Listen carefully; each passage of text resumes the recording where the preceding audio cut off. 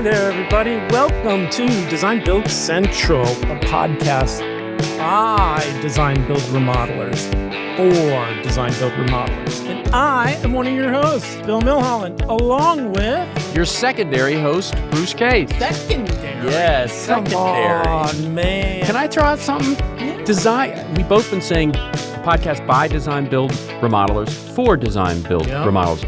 What if we tried to open our audience to remodelers? Do you think that's bad?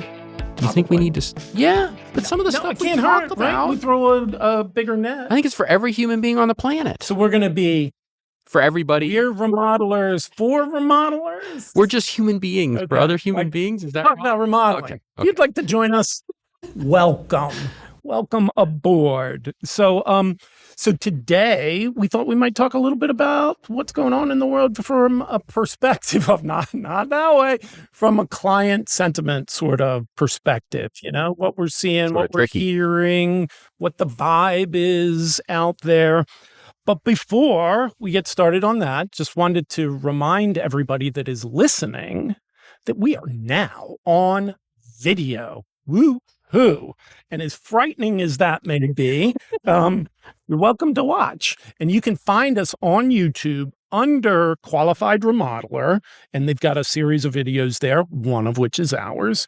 And we've also backed it up with a secondary source, and that is just under DB Central. So you can find us that way. I think we have a couple posted already. This will add to it. Enjoy. So that's one thing I wanted to talk about. Second thing I want to touch on really, really briefly is we have some guests coming to visit us soon. Yes, we do. And those guests are winners or the winner and the runners-up of the Fred Case Award. Mm-hmm. And I think that's something we take for granted and lose sight of every once in a while. But it's Fred, so we need to continue to keep that front and center because he meant a lot to all of us here at Case, but secondarily, because it's just a good time. Yeah. I mean, it's just fun to get to talk to other people that do what we do, spend the day with them. We have dinner the night before. We talk shop. We run, marketing, accounting, HR, IT, sales, design, production, and probably others through the room, share exactly what we're doing, how we're doing it, engage, chat, talk about all those sorts of things. And maybe if you're really good, that could happen to you. So keep an eye on Qualified Remodeler. They're our partner in this. Yep. And also you can Google Fred Case Remodeling Award, and it'll come up. Yep. Also a link to the actual page.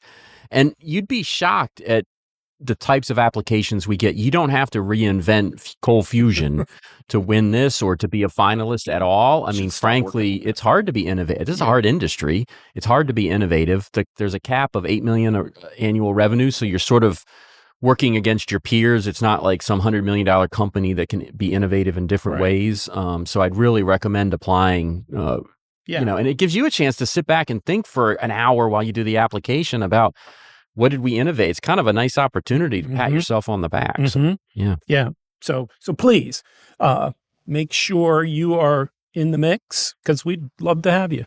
The other thing that I just wanted to float as an idea is associated with that, we do an annual meeting. Mm-hmm. And that means we gather the entire team, 130, 40, 50, whatever it is, along with some guests, including if any of the award winners want to join us. Right. And we go through an exercise of just sharing sort of what we've experienced the past year, what's coming up, celebrate some wins, those sorts of things, give out some awards. And I would imagine maybe other companies have some sort of annual meeting or big meeting where they gather the team around. And just if anybody would be interested, maybe in that as an episode topic of what we cover, what we do, that sort of thing. If that's of interest, just shoot us an email at dbcentral at casedesign.com. I said at before that, just wanted to restate that. So again, dbcentral at casedesign.com. If you're interested in just what the program might be look like for that, the content, and if you're potentially an episode. We could spend 20 minutes talking through what we do, Yep. sort of thing. That's a great idea. Because we do it every year for a long time now. So anyway, just wanted to get a couple of those things out. And so now back to the topic. I'm hoping you've got this all figured out, because I was going to introduce the idea and run. But anyway, we, as I think you guys know, we are in the DC market. So we service the city of Washington, DC, suburban Maryland, and suburban Virginia.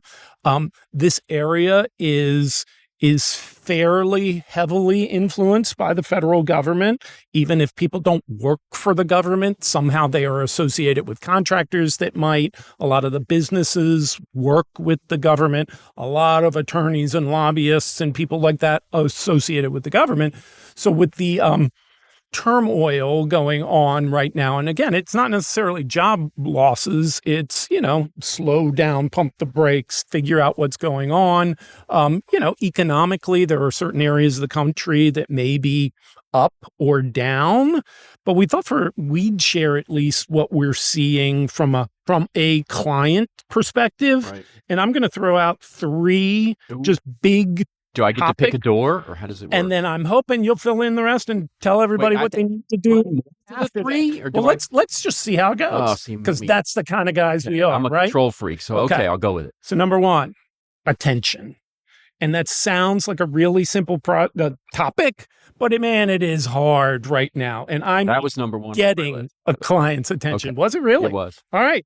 So what do you got for number 2? Control. What was that on your list? Control, number 2 on my list. Okay. Damn, that's consistent. No, okay. All right, and third, and those were my showstoppers. Sorry, so that's all I got. To do that, folks. But number 3 is lack of urgency. Oh, that's a good one. I didn't have that, Bill. You're amazing. Well, walking slowly through the process. Yes. Do you have a number 3? My number 3 was actually delay. Delay, kind of, sort of, same thing. Yeah. So interesting. Delay/time, I wrote. Yeah, which is the same concept. Urgency, time, delay, slow moving. I was just trying to build you. I felt bad that I sort of stepped on your toes there with attention and control. No, that's good. Consistency. Interesting. So it sounds like there is some agreement on what those issues are. Now, the big riddle is, what do we do about that? I had nothing written there. Did you? Because, I do, actually. Yeah. Okay. Not a lot, but again, don't know about the rest of the world, but we are finding life gets in the way, right, from the attention perspective. And that is just getting often to professional people to take a breath, sit in a room, and focus on a project is a really challenging thing to do. Yep. And I don't even know that is just during sort of the design and sales perspective. I think even in production, if you wanted to get those 2 people together at the same time to have a conversation about where are we going to hang that chandelier, it could be here or here. Yep. It's still hard. Not to mention, on top of those, if there's 2 homeowners, getting our 3 team members there too. Right. It's like 5 people. It's exponentially difficult. So it's just something, and I don't know what to do about it, but I got some ideas. Bring them on. And that is because attention is so hard when you have it, you better be ready, So you better be prepared. You better maximize it. And then you ought to schedule the next interaction when you will get that attention. Because if you don't, you're not going to get it when you need it. So that's just something as simple as never leave a meeting without scheduling the next meeting. You can always reschedule it. You can always move it. You can always cancel it if you needed to, but get it on a calendar. We actually had somebody come in a couple of weeks ago that was more focused on wellness. And one of the things I in my recollection is she talked about is a lot of people don't like surprises and want to know what's coming. So that's maybe something else you can do in terms of attention is map out a little bit of a game plan, a little bit of a timeline, a little bit of take a breath. All I need is 1 hour of your time every week and a half, Right. every 2 weeks for a month or whatever the appropriate period of time is. Make it feel like it's an achievable goal, that it's not going to be burdensome, and they know what's coming. Mm-hmm. Just a couple thoughts I had on the sort of the attention, but I think don't underestimate, like, you got to be ready to dance when the curtain opens, man, because you may not get a second chance. Totally agree. I mean, I didn't write anything down, but two other thoughts spinning off of what you shared, Bill. One is, once you set the next meeting up, try to find a way a couple days before that next meeting to remind them, circling back, excited to meet with you tomorrow at 2 or whatever. And here's some key areas we're going to be talking about, because it's easy sometimes for folks, even that meeting was set up a week or two before, to change. I think the other thing is the environment. I think we'd all agree makes a big difference. We've all been in situations in the home where it's easier for homeowners, understandably, I mean, it's their home, to get distracted, or things come up, or things happen when they're in our environment. For instance, we have design studios. You could bring them into an office, even a showroom. If you don't have one, I think it's a little more controlled, and they're there pretty much 100% focused on you, other than maybe their iPhone. And not as easily distracted as they might be in their home. So back to that point of sort of attention, I wish our team would get a little better at trying to be the hero in the situation and tease content for, everybody's busy. Create the reason why they should be excited about meeting with you. We got this new sample and I'm so excited to show it to you. Or we worked on this rendering and the materials we selected at the last meeting look fabulous. Here's a little snippet of what you can expect. That sort of stuff. Make sure they feel good about giving you their most precious commodity right now, which is attention. One thing, Bill, just to back up even on attention, I know sometimes it's hard for everybody to get both. I'm being stereotypical. If there are two decision makers in the home, how do you get them both there? Sometimes they're both there, but assuming one of them, a lot of times, one-legger sort of wording is used, but one spouse or one homeowner might just be there. How do you try to get both there, or do you believe in trying to get both there? I think I believe in trying to get both there, but trying would be the key word, that you don't want to overstep that, because oftentimes there is one person that is driving the project, and you want to be respectful of that, often the woman, and you want to be respectful of that. The other thing is, sometimes I think people lose sight of technology. Would it be helpful if we just got Jim on a Zoom call or a Teams meeting, just so he can feel like he's involved? He can, be working while he's doing it. We can do it at lunch, whatever makes the most sense. I know it's logistically hard for him to get here from wherever he is, to not lose sight of that. Or send them an agenda, perhaps. We have a couple people on the team that are really good about that, and let the client self-select. If Jim decides it's not important because what they're going to be doing is picking backsplash tile and grout, maybe Jim doesn't care. That's okay. But maybe it's going to be, hey, we just want to review where we're at and the budget implications of previous conversations. Maybe Jim wants to be sure he's involved in that. Right.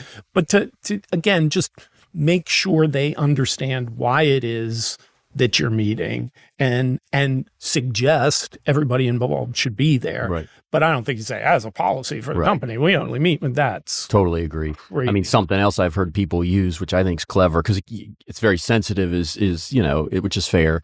And there's often, as you said, one person that really is driving the project, but is even to offer wording to a homeowner, even early on in the first appointment, of, is there anybody else who has passion or input or thoughts on this project? And they might say, oh, the other person in the house doesn't care about the selections, but they care about money. Okay, well, that's good to know. Maybe we should have and I think your technology point's fantastic. Maybe we should weave them in and talk about that a little bit. Why not?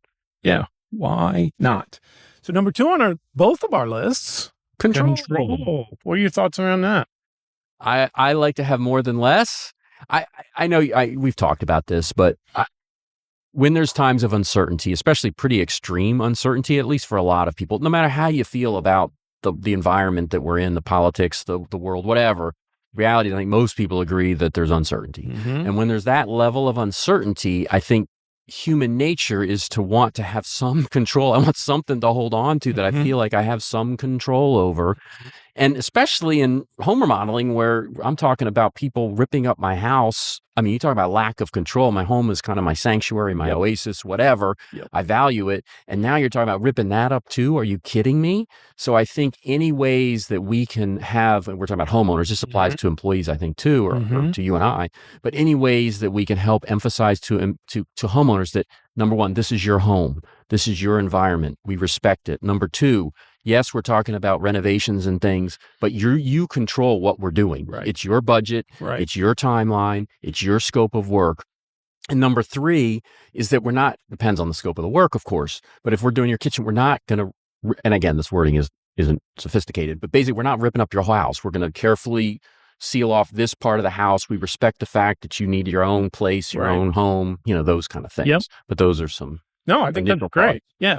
And I think, I mean, the easiest thing to say is it's a sort of unpredictable world right now, a lot of uncertainty, but uncertainty can just be, you have 3 small children and your weekends are no longer your own.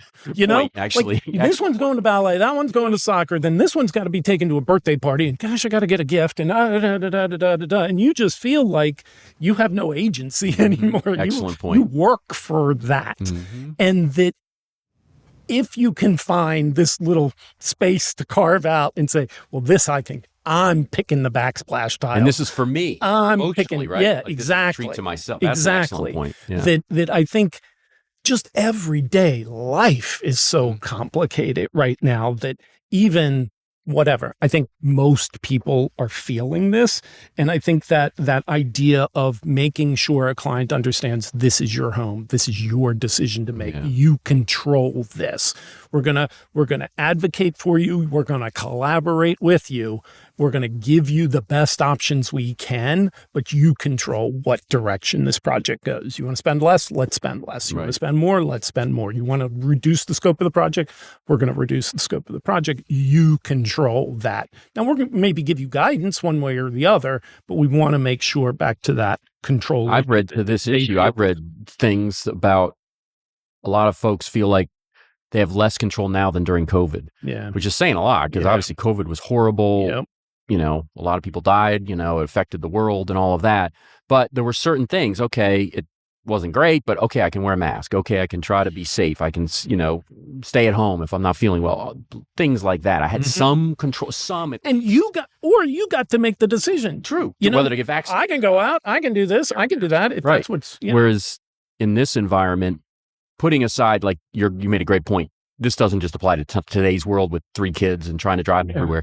But in this environment, it's sort of hard sometimes with certain things to know, do I have any agency over this? Right. Yeah.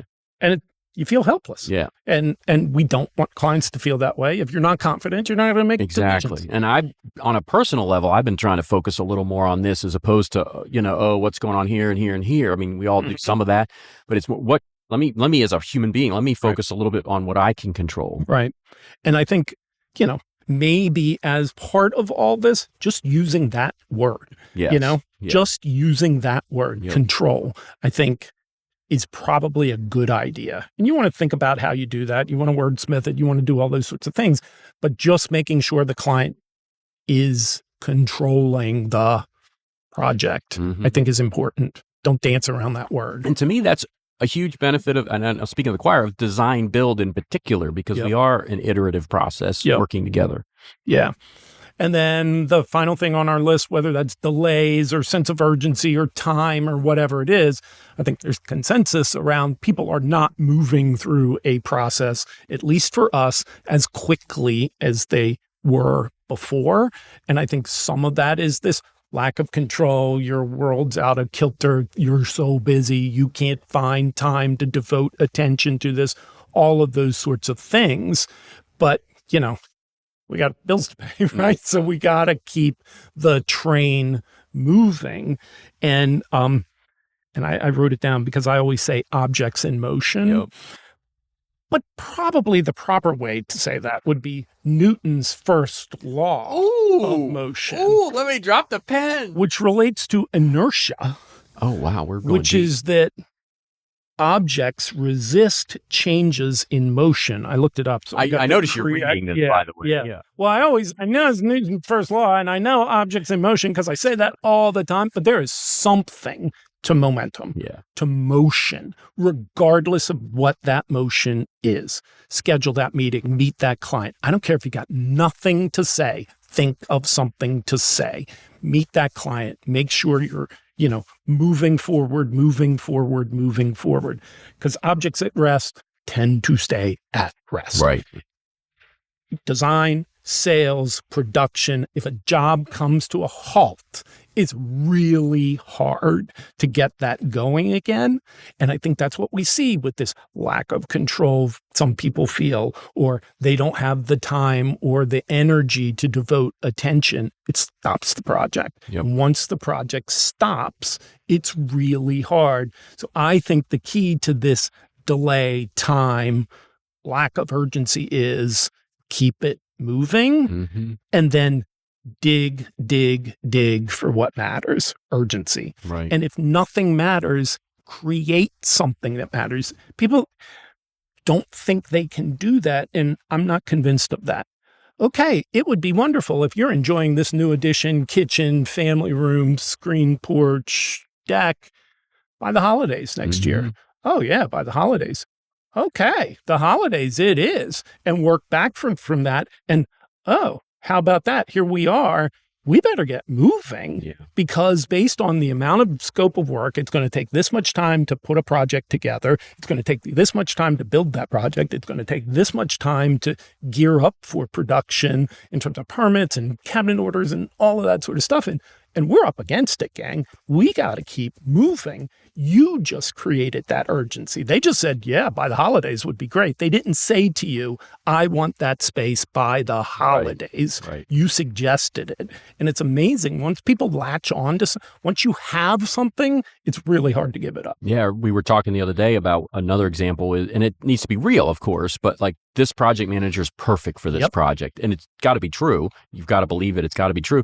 But if it's true, talk to the homeowner, build that project manager up and, make that part of the reason for them to continue forward. Early in a new year, you see price increases all the time. Which is hey, true. just want a heads up. This time of year, we are pretty regularly exposed to 3, 5, 7, 10% price increases for these sorts of materials. In the scope of work that you're talking about, it's not billions of dollars, but it might be, I don't know, $2,000, $3,000, $4,000 worth of work. $4,000? Yeah. Well, how do we avoid that? Well, we'd have to be purchasing things by this date. Well, how do we purchase things by that date? And just all of a sudden you have something you can wrap a timeline around, maybe get that client's attention and get that project wrapped up.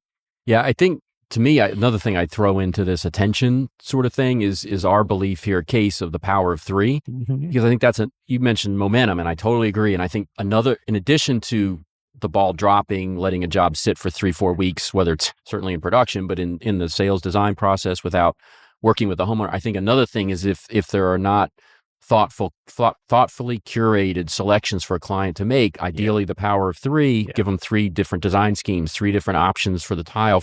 If it's, go to the tile showroom and they'll help you and you can pick things, because I understand short term, you don't want to spend 3 hours at a tile showroom with them and all. If you do that, that job is going to lose momentum, in my opinion, because they're going to see this world of tile and it's just going to ground to a halt, or, you could go on and on. If you give them 6 design schemes and then all of a sudden the attention and the 3 gives them an option to pick sort of, low, medium, high. One's maybe not quite right. The other's not quite, but maybe the middle one's okay. But maybe share your thoughts on that. Totally. It is bewildering and overwhelming to face this number of options, and you feel like you need to explore or think about each one of them in order to make the right decision. And you will always question that decision because there are so many even after options. The fact. Of course you will. Yeah. Where if you've got professional advice, that's why they're paying. That's why they came to us. We need to have an opinion, and you can agree with it or not, but based on your home, your situation, the things you shared with me that you like, this are one of those is what I recommend. And again, you're closer to this than I, Bill, but my impression is that we do that. Well, we do that, but then they'll typically say, well, I like 2/3 of this one, but I do like the island on this one. Absolutely. And that's fine, right? I mean, okay, now we've got it. Right. I mean, we used the word directional a while ago. That's what we're looking for. Like, we want directional guidance, and we can change some of the pieces and parts in there as we go, but we got to start somewhere. And again, building momentum. Pick the cabinet. The cabinet will dictate this, then we can pick countertops and backsplash tile, and we can start to think about where appliances go and all all of those sorts of things fall into place. Just make one little decision to keep that moving. And I think your point about not in a way that controls that client, but in a way that helps that client. You want to limit choices. Yeah. I mean, just what you want to do. So as you know, Bill, my wife and I redid our kitchen not too long ago. Yeah. And to your point about helping the client, curating or expert opinion, one of the key steps, as we all know, is appliance shopping, right? So we walk into the appliance store, my wife and I hadn't been appliance shopping in a long time. Mm-hmm. And it was just, for my wife and I both, just mind-boggling. I can't explain to you, even though I'm in the business, I get it. My wife's a smart lady.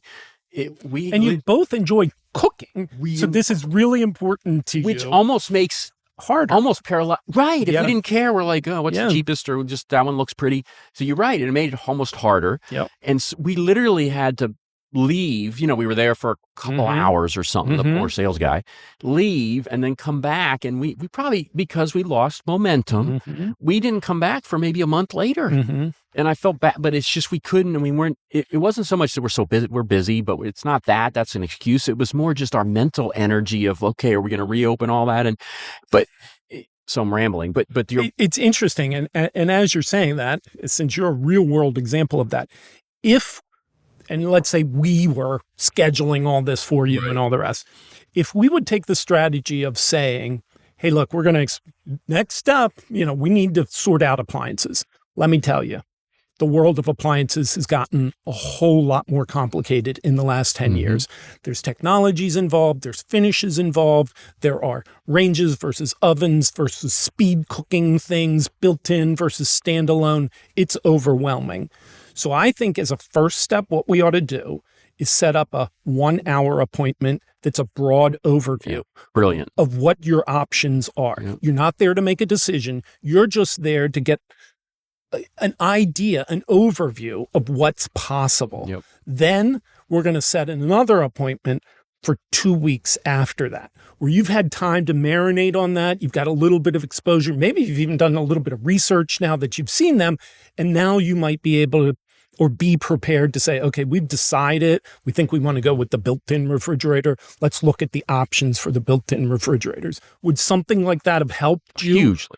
Yeah. We would have, first of all, like the way you said it confidently, hey, this is the way we do it. Right. We would have been okay. Right. But second of all, to your point, that first visit, it would have taken all that mind trash pressure off and just like, okay, we're just here to kind of get oriented. Right.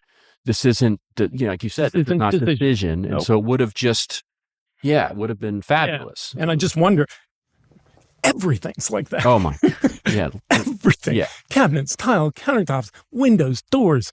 And then a lot of times we can't, because of permitting or production lead times or all this other stuff, we can't start the job for 3 months. And then, including my wife and I admit it, I'm being honest, it's like, wait a minute, I can't remember what we picked for that. What did we pick? We weren't, obviously we were thrilled with what we picked, but and then you think about homeowners who don't do this for a living. It's amazing. No, it's amazing. Yeah. We as remodelers, not necessarily design build remodelers. Yeah. Get anything done.